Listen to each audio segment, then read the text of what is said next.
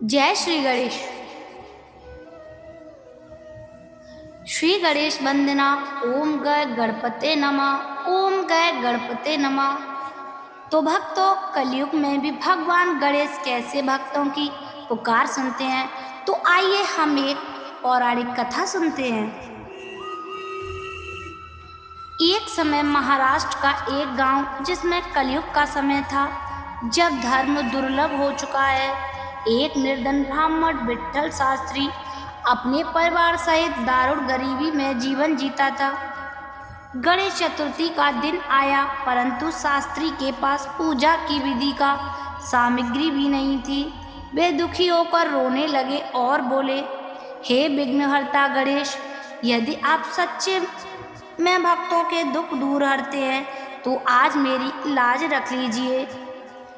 तो उसी रात गणेश जी ने स्वप्न में आकर कहा, हे शास्त्री, तुम चिंता मत करो, मेरी पूजा सच्चे भाव से होनी चाहिए, न कि धन से।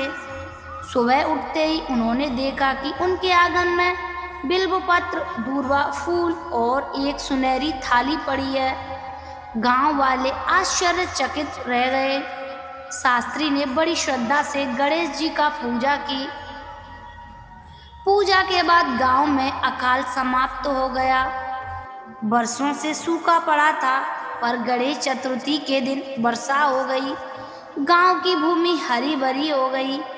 लोग समझ गए कि यह गणेश जी की कृपा है। यही दूसरा एक प्रसंग आता है कलयुग का। यह कथा है काशी नगरी की। एक व्यापारी गणेश चतुर्थी के दिन बिना स्नान किए व्यापार करने चला गया। मार्ग में उसका अपघात हुआ और उसका सारा धन लुट गया। पछताकर उसने गणेश जी का व्रत किया। उसी रात गणेश जी ने स्वप्न में दर्शन दिए और उसे पुनः वैभव प्रदान किया। हमें यह संदेश मिलता है कि कलयुग में भी गणेश चतुर्थी का व्रत करता है, उसे सिद्धि और समृद्धि प्राप्त होती है। इस व्रत की विधि इस प्रकार है। प्रातःकाल स्नान, स्वच्छता, दूर्वा, मोदक, लाल फूल का महत्व बताया गया है। व्रत कथा का श्रवण करना चाहिए। परिवार में सुख शांति और धन धान्य की वृद्धि होती है।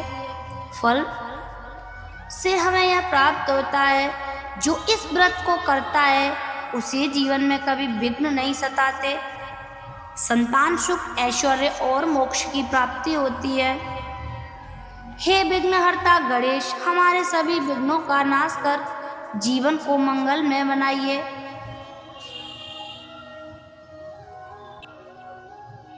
यहीं पर एक कलयुग में एक घटना घटित होती है। कलयुग का एक समय था। गंगा किनारे एक वृद्धा रामदुलारी नाम की स्त्री रहती थी। वह निर्धन थी और भिक्षा मांगकर जीवन यापन करती थी। गणेश चतुर्थी का दिन आया। पूरे नगर में लोग मोदक, लड्डू, धूप, दीप, नाना प्रकार की पूजा सामग्री से गणेश जी की आराधना कर रहे थे।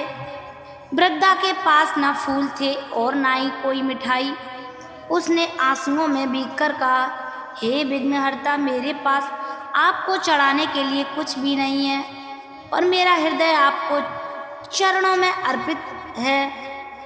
उसी समय चमत्कार होता है कि वृद्धा ने केवल दूर्वा की 3 पत्तियां उठाई और गणेश जी का नाम लेकर जल में प्रवाहित कर दी।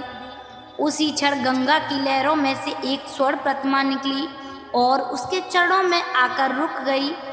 नगरवासी दौड़े चले आए। प्रतिमा बोल उठी, हे भक्त माता, तुम्हारी सच्ची भक्ति से मैं प्रसन्न हूँ।